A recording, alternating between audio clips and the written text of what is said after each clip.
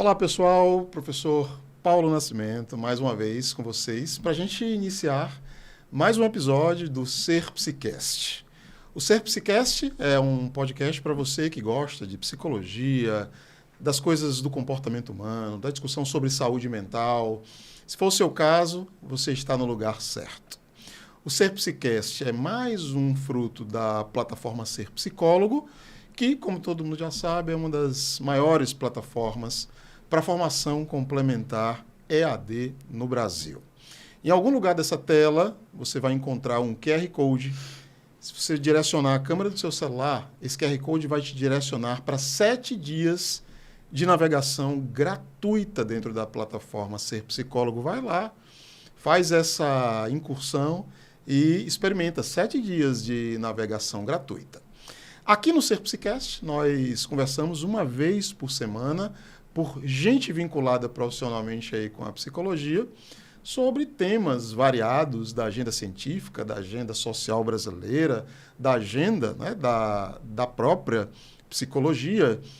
E hoje nós vamos falar sobre um tema bastante interessante, né? Nós vamos falar sobre mal-estar na atualidade, né? E como o saber psi responde aos novos desafios, às novas formas de sofrimento psíquico. O sofrimento psíquico muda muito, varia muito de um período histórico para o outro, né? Esse é um campo sempre em movimento. E a ciência psicológica, sempre atenta, vai tentando dar conta dessas novas formas de mal-estar que vão surgindo a cada período da história. E para conversar com a gente sobre isso, nós estamos recebendo hoje aqui no Ser Psicast o André Falcão, que é psicanalista de orientação lacaniana. André, bem-vindo aqui ao Ser Psicast. Bom, boa tarde, né? Primeiramente eu quero saudar todo mundo que está nos assistindo em casa e agradecer o convite, né? Espero poder contribuir com as questões que forem surgindo. Maravilha, maravilha. Bem-vindo, André. André, esse podcast ele é visto no Brasil todo, né? Produzido no Nordeste, para o Brasil inteiro. A gente tem maior orgulho disso. Eu recebi um feedback de uma pessoa que acompanha o podcast comentando sobre isso. Eu fiquei super orgulhoso, porque eu não tinha prestado atenção nisso, né? A gente está produzindo um podcast a partir do Nordeste, às vezes sai o sotaque, né, do Nordeste para o Brasil inteiro, e assim, é para a gente se orgulhar.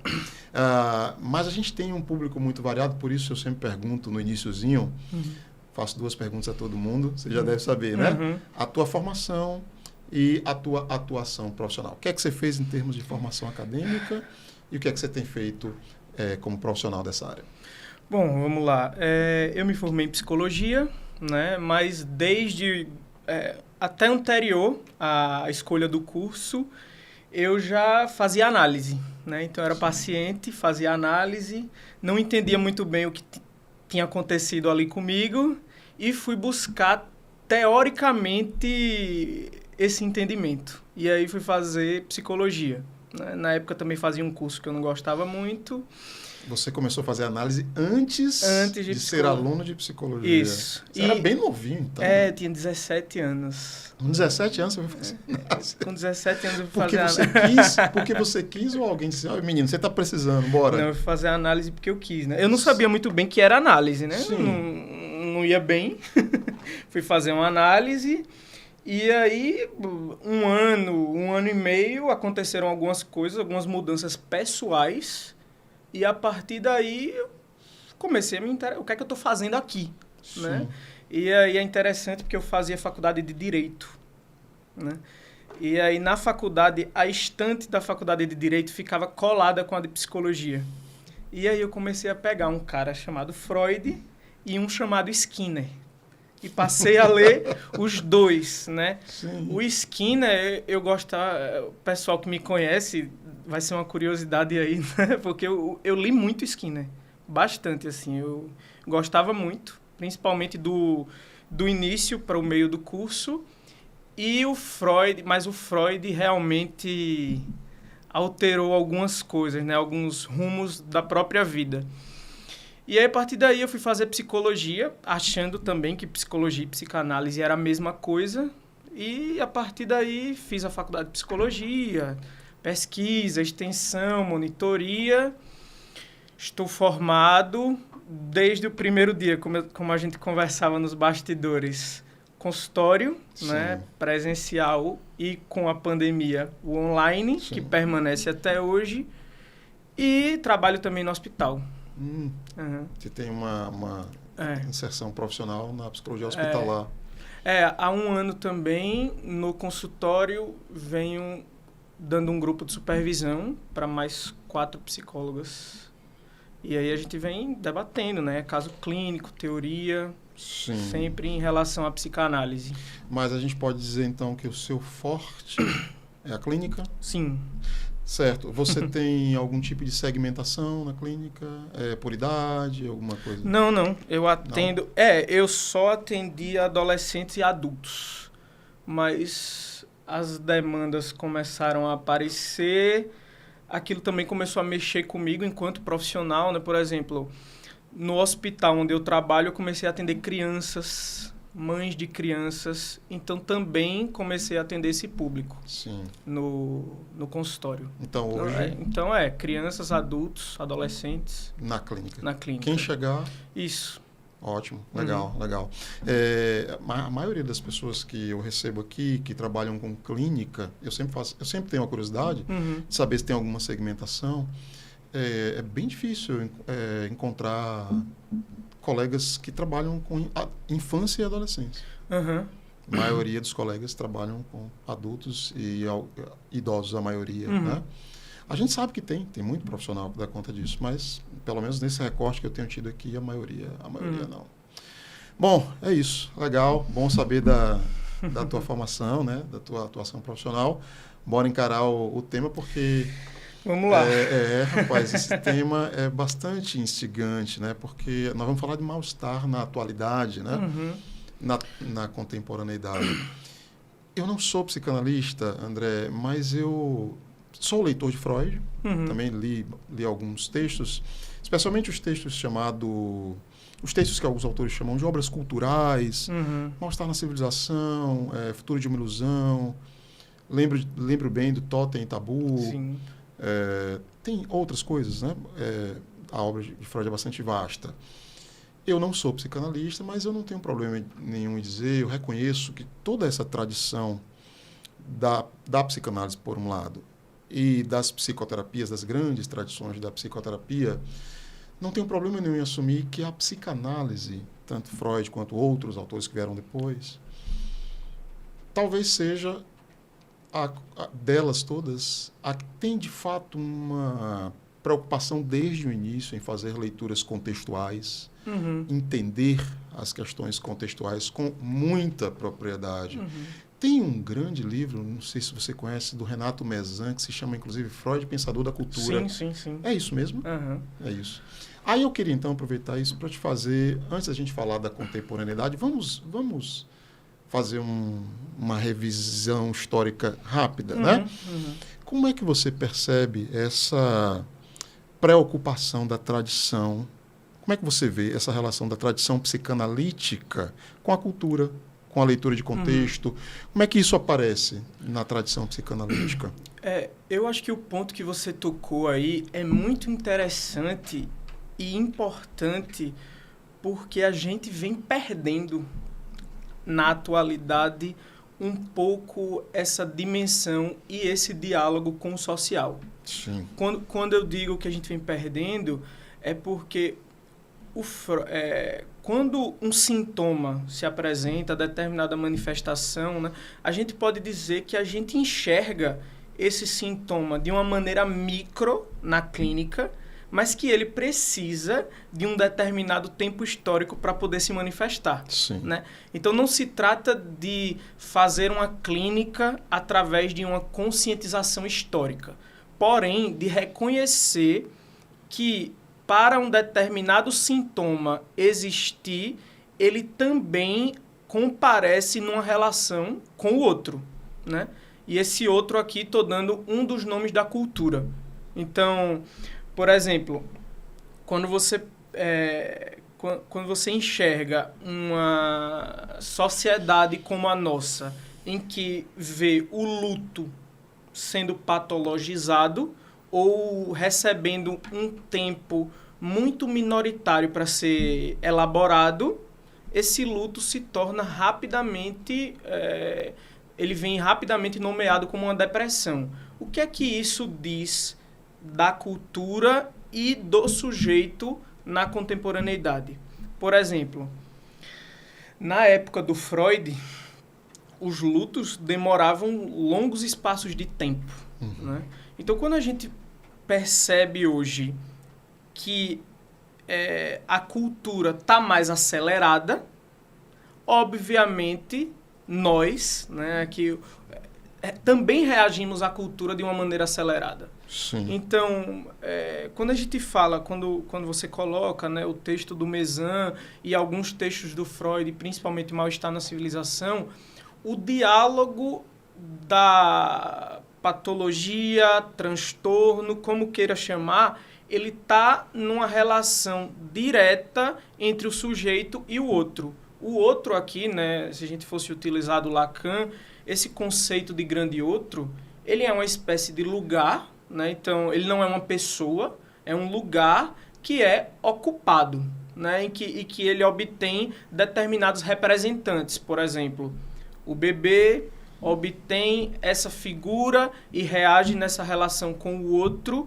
a partir de sua mãe. Então, a gente tem o outro primordial, a gente tem o outro da cultura, tem o outro do mercado, né? E o sujeito está aí reagindo a essas determinadas mudanças. E uma da maneira de responder a isso é através do sintoma. Sim.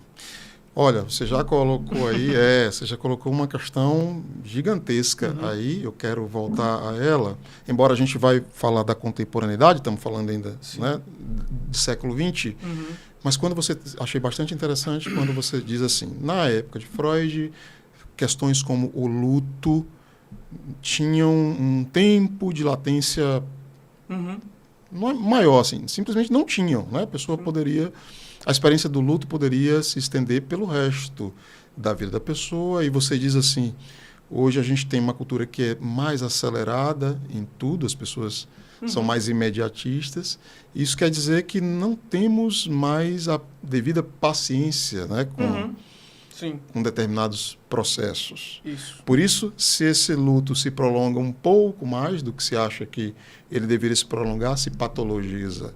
O luto, entra aí os diagnósticos de depressão, provavelmente vão entrar aí os psicofármacos. Sim. Né?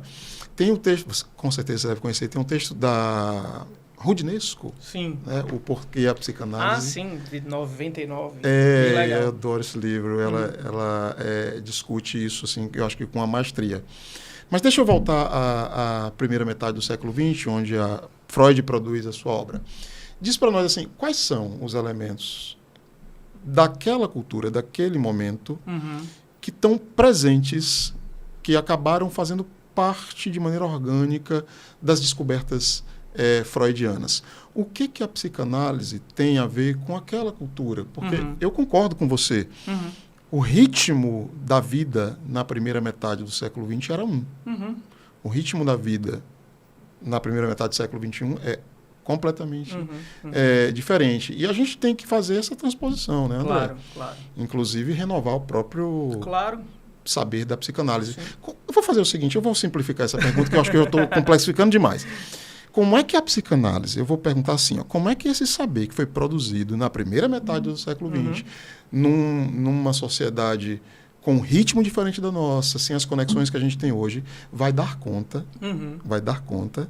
das demandas dessa sociedade atual, acelerada, tecnologizada, medicalizada. Como é que faz? Como é que um psicanalista sobrevive sob a concorrência dos psicofármacos, por exemplo? Olha, a sua questão... É a discussão da Rudinesco, né? Isso. A sua questão aqui, ela é muito interessante, é uma questão que eu acho que eu pesquiso, leio sobre isso há mais ou menos 7 anos. Joia. Que eu fico com essa questão, né? Que eu acho que para todo estudante de psicologia que está se iniciando nos estudos psicanalíticos ou até não psicólogos se depara com essa questão. Olha, eu estou lendo aqui o Freud, né? Muito interessante, legal, mas isso não é um pouco ultrapassado? Não surge essa sensação, né? Parece anacrônico. Pronto, vamos lá. Mas vamos tentar entender aqui, né? E eu nem pretendo esgotar a questão, porque isso são... O Lacan tá o tempo inteiro se desdobrando também diante dessas mudanças, né? Bom, mas vamos pensar aqui. O Freud era um médico que encontrou uma determinada fenomenologia de principalmente mulheres, não só mulheres, né? Ele é um dos primeiros a apontar que a histeria também os homens padeciam dela, sim. Porém, principalmente mulheres padeciam no corpo de algumas manifestações, dores, cegueiras, determinadas paralisações no corpo. Uhum. E essas mulheres foram encaradas como frescurentas, pessoas que estavam fingindo, né? A gente não tinha essa noção que é muito simplista de psicológico. Porque até hoje continua muito simplista. Sim. Quando você... Qualquer coisa é psicológico, né? A gente não tinha essa determinada noção. Mas naquela época, o Freud, escutando essas pessoas, percebeu que aquelas dores no corpo, aquelas manifestações sintomáticas, elas diziam respeito a algo de um desejo inconsciente, né? Tanto essas pessoas como na neurose obsessiva. Ou seja, enquanto na histeria esse retorno do recalcado, né? Aquilo que eu não estou elaborando no meu eu volta pelos xistes, pelos atos falhos, pelos sonhos e pelo sintoma, pelo meu corpo. Então, esses desejos que eu não estou integrando, eles voltam através dessas manifestações e eles querem dizer algo. Então, o sintoma aí tinha um estatuto de metáfora, tanto na histeria como na neurose obsessiva, que eram pessoas que sofriam de pensamentos irracionais, né? Se utilizando da nomenclatura de hoje. Dentro desses dois grandes quadros, o Freud percebeu que, naquela época, né, se utilizando de um texto dele, havia uma moral sexual civilizada, ou seja, a moral da época, ela impõe um ideal de repressão muito grande e as pessoas que não conseguem seguir esse ideal adoeciam. Aí a gente vai pensar, poxa, mas o que a psicanálise tem a ver com hoje, né? Sim. Já que na nossa cultura os ideais em torno de uma repressão sexual não estão em voga. Já no Lacan, a gente consegue perceber uma diferença do superego, né? Dependendo da tradução, que é essa voz da consciência, né? Para falar em termos mais gerais. Então, que o superego do Freud proibitivo, no Lacan, já é um superego que te impõe e obriga ao gozo. Lacan então, faz essa reconceitualização. Exato. Então, o supereu lacaniano não é um supereu que está ligado à proibição do Freud. A repressão. É um supereu que te diz o tempo inteiro: goza, goza e goza. Né? Ou seja, é sempre mais, sem limite. Né? E isso tem muito mais a ver com o modo de sofrer dos nossos tempos. Né? Exato. Especialmente nessa questão da moral sexual. Né? Sim. Porque vários campos da vida cultural mudaram, vários campos, da metade do século XX para os dias de hoje. Especialmente esse campo da moral sexual. O Foucault, no primeiro volume da História da Sexualidade, ele começa o primeiro volume da História da Sexualidade rebatendo, eu vou usar esse termo, né? Rebatendo, criticando, colocando em dúvida o que ele chama de hipótese repressiva. O Foucault vai dizer, olha, o que a gente tem, na verdade, não é um movimento enorme de repressão. É o contrário, a gente tem no Ocidente uma incitação a discursividades sobre o sexo, sobre o sexo, sobre o sexo. Para poder controlar. Exatamente. É daí que nasce, exato, poder controlar. É daí que nasce, inclusive, o que ele chama lá de dispositivo de sexualidade e a heteronormatividade. Mas eu vou insistir um pouco mais, eu vou te perguntar de outra maneira. Eu vou dizer assim, ó. Da psicanálise para cá, a gente tem visto o surgimento de muita coisa, de muitas teorias, de muitas psicoterapias que tentam dar conta do sofrimento psíquico. Né? Então, bora lá, citar algumas tradições depois da psicanálise. A gente tem as próprias correntes comportamentalistas, a gente tem as correntes humanistas, o movimento cognitivo. Hoje tem psicoterapia para todo lado. Você sabe bem, André, também que os próprios psicofármacos evoluíram bastante. Né? Eles começaram a ser usados na década de 50. Hoje tem todo tipo de... Tem ansiolítico, tem antidepressivo, tem antipsicótico, tem remédio para tudo. Como é que a psicanálise... Por que eu perdi meu emprego, fui deixado pela minha esposa, meus filhos não me suportam mais, eu estou numa bad desgraçada. Por que hoje, no século XXI, eu devo abrir mão desse vasto leque de opções, algumas delas me dizendo que eu vou ficar bem dentro de um programa previamente estabelecido? Olha, Paulo, em 10 sessões você vai estar bem. Venha. Por que eu devo abrir mão de tomar um antidepressivo que vai me deixar com a vibe massa daqui a 10, 15 dias e fazer psicanálise e lá talvez ficar a vida toda? Né? Por quê? Eu vou lhe fazer a pergunta do livro da Rudinesco. Sim, por que a psicanálise? Por que a psicanálise? Eu sei que a psicanálise é fortíssima, ela está aí.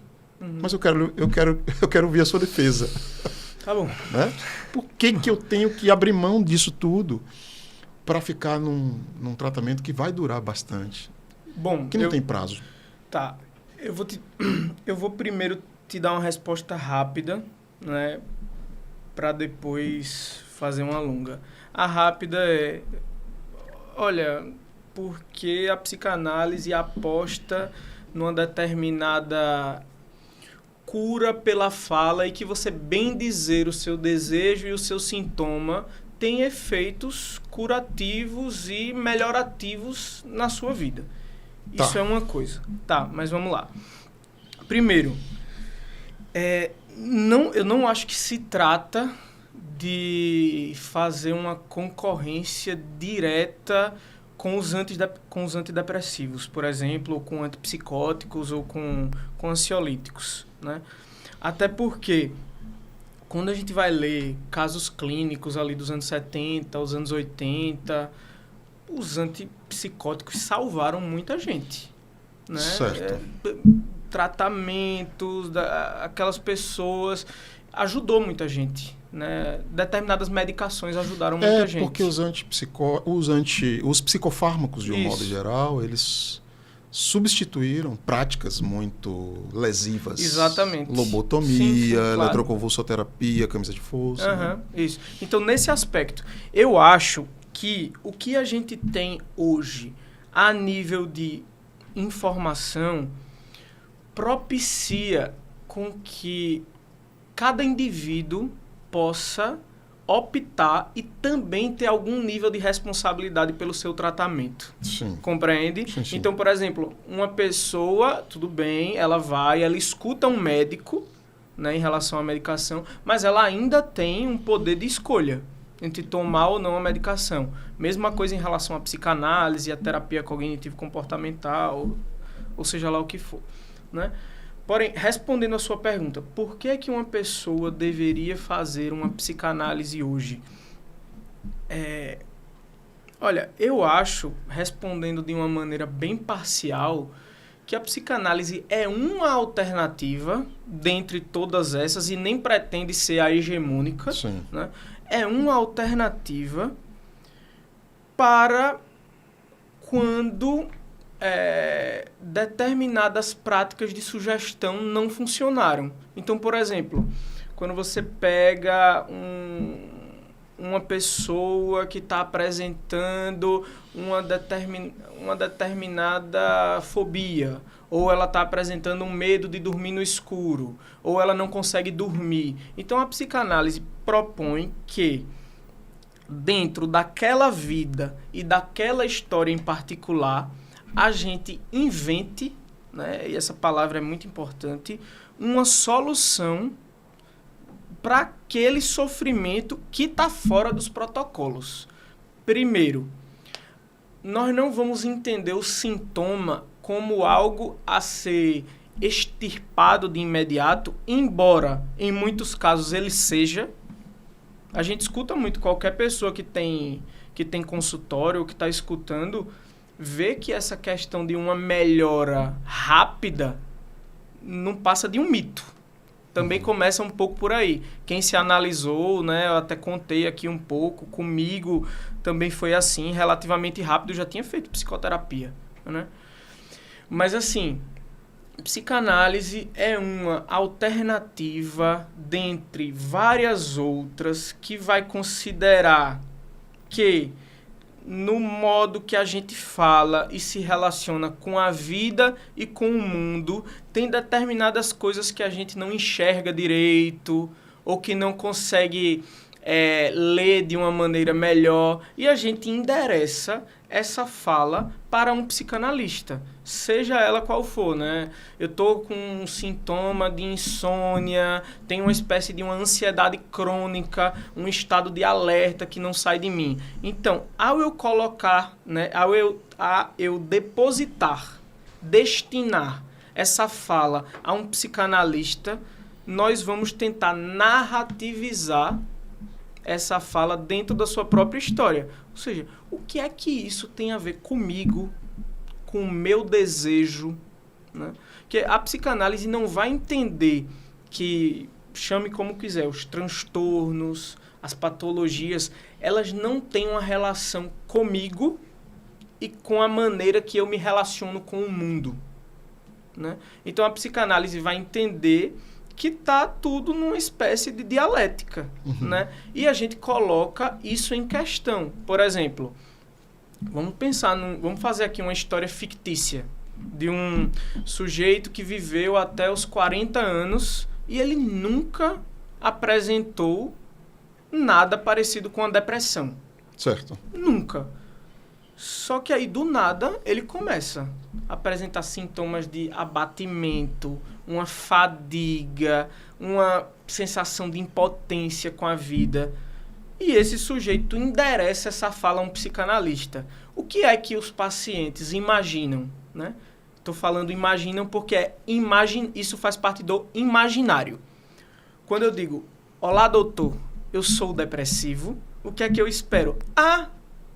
Sabemos o nome da sua determinada doença, patologia ou transtorno, e agora eu vou te passar aqui um checklist, um protocolo, e você vai melhorar da sua depressão.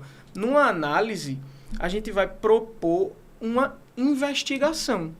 Tem algo aí que você não sabe, né, em relação a essa manifestação, e a gente vai tentar compreender para possibilitar uma mudança ou não de posição subjetiva. Tem um caso da Maria Rita Kell, no livro que ganhou o Jabuti, O Tempo e o Cão, que ela fala uma coisa muito bonita em relação à depressão, por exemplo. Ela fala, o que melhora um depressivo não é você ficar tentando levantá-lo toda hora, mas é que na própria relação transferencial, aquele depressivo recupere a sua relação com o tempo. O que é que eu estou querendo dizer? Interessante. Vamos lá. É que ele possa recuperar a relação com o tempo. Vamos lá. Vamos fazer, né? Como a gente não vai falar de caso clínico por motivos óbvios, vamos fazer outra história fictícia. Tá bem? Qualquer semelhança é mera coincidência. Vamos fazer uma história fictícia. Vamos fingir que o Paulo nasceu de pais muito desejosos que deram duro para criar o Paulo.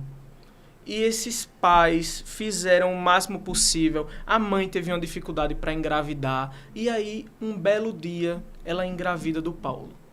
Paulo tem uma infância, né? Uma infância onde não falta nada, mas que não é uma infância de luxo, né? Os pais de Paulo não conseguiram estudar. E os pais de Paulo depositam que Paulo se torne um doutor. Paulo vai ser o primeiro doutor da família. E aí Paulo cresce com essa expectativa. Só que Paulo, quando chega na adolescência, começa a desviar um pouco seus desejos em relação às expectativas paternas e maternas. E aí Paulo, quando tenta dialogar, sempre recebe algum tipo de represária, né? Vamos supor que Paulo gostasse de lutar jiu-jitsu, de jogar futebol, de fazer qualquer coisa, né? Queria projetar uma outra vida, né? E a depressão tem tudo a ver com isso, com a perda de um ideal, né? Um ideal que sustenta o nosso desejo. E aí Paulo, sempre que tenta negociar com o pai ou com a mãe, recebe uma represália. Até que ele começa a se sentir desmotivado. Começa a se sentir uma fadiga, não tem mais vontade de ir à escola, apresenta notas mais baixas. Então, o sintoma de Paulo aqui não tem só uma relação orgânica com o cérebro. Ele também está correspondendo e está respondendo a essas figuras parentais. Concorda? O sintoma é só a superfície. Exato, de uma coisa... de uma outra coisa. Então, numa análise, a proposta é que a gente consiga buscar outras soluções que sejam menos danosas do que o sintoma. Como Freud fala, assim, que o sintoma é uma espécie de relação de compromisso entre um ideal, né, e entre aquilo que está reprimindo esse ideal. Seria correto dizer, desculpa interromper, André, Tá, seria correto dizer assim que o que você está dizendo assim, é muito pretensioso tentar traduzir o que eu estou dizendo. Não, mas vamos lá. Porque você acabou de dizer com suas palavras. Mas eu entendo o seguinte, assim, eu te fiz a pergunta, né? Por que eu devo fazer um trabalho de análise se eu tenho tantas outras? Tal. Aquela perguntinha que eu fiz. E pelo que eu entendi, que você está dizendo é o seguinte, é porque é na psicanálise, me parece que dentre esse grande leque de opções que temos, é apenas nela que o indivíduo tem condições de ir a essas dimensões, que são dimensões da sua existência, e ele não encontra essa possibilidade em outras formas de tratamento. Então, Paulo, eu não posso te afirmar com todas as letras de que ele não encontra em outra possibilidade de tratamento.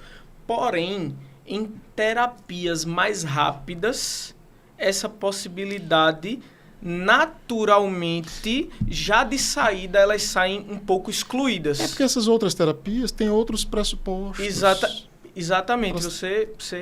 Tem pressupostos que então, teoricamente... a gente não vai, sei lá, numa outra terapia, você não vai tentar entender qual que é a metáfora que está representando determinada sintomatologia. Então, a análise é basicamente para isso. Assim, a gente percebe que os sintomas, eles têm a ver com o nosso desejo. O nosso desejo inconsciente mesmo, sabe? Por exemplo, atualmente, nós vemos isso parece que são, ao meu ver, nas minhas leituras com grupos, isso não são novos sintomas, o que eu vou falar agora. Porém, a contemporaneidade potencializa determinadas manifestações. Por exemplo, hoje em dia a gente vê pessoas que são mais impulsivas. E essas pessoas já eram mais impulsivas. Só que na lógica que a gente vive hoje, por exemplo, inclusive entre adolescentes, a gente percebe uma impulsividade, uma impaciência, uma irracionalidade maior, uma tentativa muito rápida de resolução dos problemas e uma dificuldade muito grande de suportar qualquer tipo de frustração. Eu trabalhei em escola e posso dizer que você está dizendo absoluta verdade. Uhum. Então, se a gente pensar que... Autolesão, por exemplo. Exato. Se a gente pensar que, se eu foco no sintoma, por exemplo, na autolesão, eu vou focar em extirpar, né, em eliminar e retirar esse sintoma. Numa análise, é necessário, primeiro, resgatar uma outra relação com o tempo. Então, por exemplo... Eu tenho falado essa questão do tempo, né, bastante, porque numa análise o Freud ele vai colocar... é um dos textos mais fáceis do Freud, né, e você lê aquilo ali e você fala, nossa, como é fácil uma análise, só que não é muito bem assim, que é o recordar, repetir, elaborar. O Freud ele vai colocar o seguinte, olha, uma análise é basicamente isso. A gente recorda elementos que estão inconscientes. Aquilo que a gente não recorda, a gente repete com o analista. Sim. Então, a gente tem uma oportunidade de ressignificar aquilo e depois a gente elabora, né? Só que perceba, vários estudiosos, inclusive psicanalistas, colocam que o nosso tempo hoje, a nossa relação com o tempo, ele está excluindo, ou pelo menos está muito deficitária em relação ao tempo de compreender. Então, o Lacan vai colocar a temporalidade subjetiva de 3 maneiras. Tem o instante de ver, o tempo de compreender e o momento de concluir.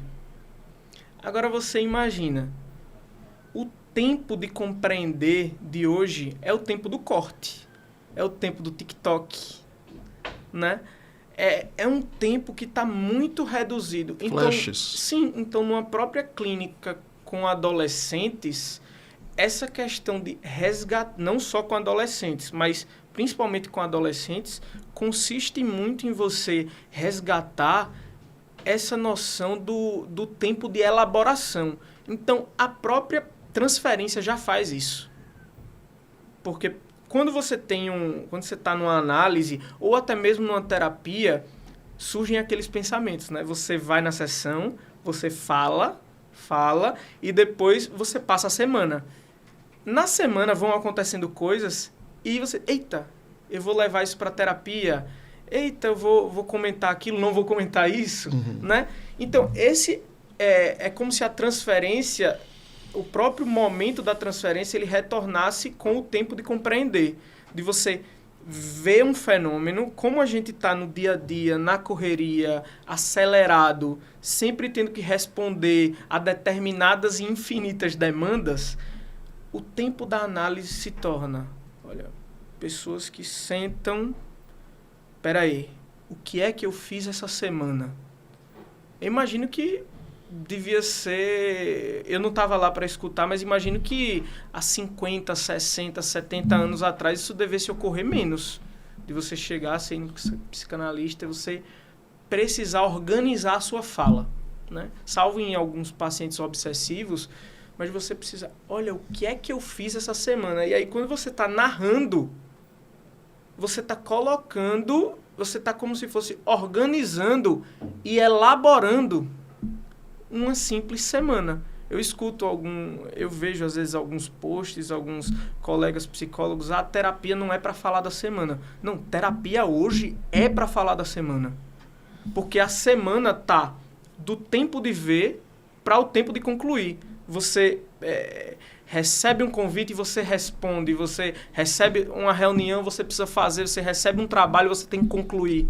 Então, a análise e a terapia se torna exatamente um momento para você estar ali endereçando a sua fala e no seu tempo. Bora lá. Deixa eu te fazer uma pergunta também, para a gente pensar mais especificamente ainda a questão do mal-estar na atualidade, né, que a gente propôs como tema fundamental dessa conversa. Veja, a gente tem na psiquiatria, a gente tem o famoso DSM, né, que é o Manual Diagnóstico e Estatístico dos Transtornos Mentais. Mesmo sem tomar esse manual, assim, mesmo sem aderir a esse manual, Eu acho a sua existência algo bastante interessante. Eu queria fazer uma pergunta para você com base nisso. Porque a gente está na 5ª versão, não é isso? A primeira versão do DSM é da década de 50, 1950 e pouquinhos. Ele vai se renovando aí quase que de década em década, 10, 12, de 15 em 15 anos. E a história do DSM é muito curiosa, porque ele começa com 30 e poucas categorias, Sim. né? 30 e poucas categorias, DSM-1, 2, 3, estamos no 5, que é de 2013, né? 2013, há 11 anos atrás, com mais de 300 categorias. Então, você tem uma escadinha mesmo, né?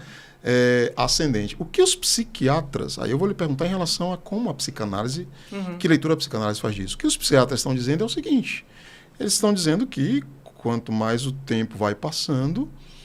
Bom, das duas, uma. Ou se descobrem formas de adoecimento que existiam e que não haviam sido descobertas e agora são descobertas e nomeadas, ou novas formas de adoecimento estão aparecendo.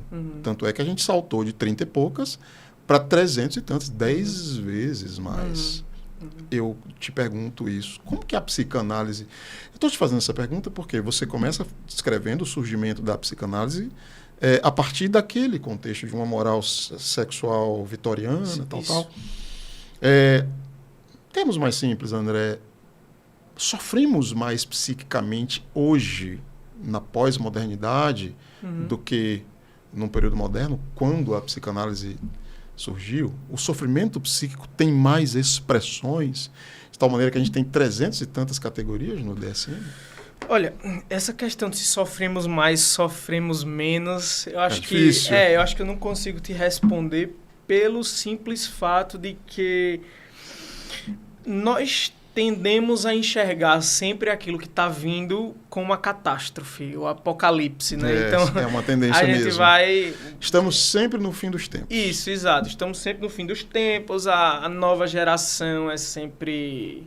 a pior, né? A geração passada ou a nossa, né? Sempre na minha geração era melhor, né? A gente sempre enxerga... As telas agora são um demônio, assim, que... Isso. Né? Todo mundo com pânico disso. A gente sempre enxerga dessa maneira. Porém, né? Eu acho que quando a gente vai fazendo clínica e vai pesquisando, a gente vai tendendo a buscar quais são as problemáticas que se apresentam na atualidade. Né? Então, por exemplo, não se trata, primeiramente respondendo, de dizer que hoje os sofrimentos são piores ou que são maiores, digamos assim, mas apenas de demonstrar que eles surgem fenomenologicamente de uma maneira diferente. Porém, também não significa que a gente esteja inventando ou até descobrindo novos sentimentos. Porque se a gente for olhar na história e na própria época do Freud, existiam sujeitos, né? O Reich vai falar do sujeito impulsivo. E hoje em dia a gente tem transtorno de déficit de atenção e hiperatividade. Com impulsividade. Isso, com impulsividade. O Freud vai falar do... O Freud menciona de depressão. Mas é como se a sociedade e a cultura propiciasse... que determinados fenômenos apareçam de uma maneira mais emergente, entende? Porém, né, é só ver os sofrimentos que são derivados, que a gente não pode fazer uma causalidade direta, mas que eles surgem também numa relação com as redes sociais, né? Você altera a maneira da linguagem, do sujeito com a linguagem, você também altera a maneira de se relacionar.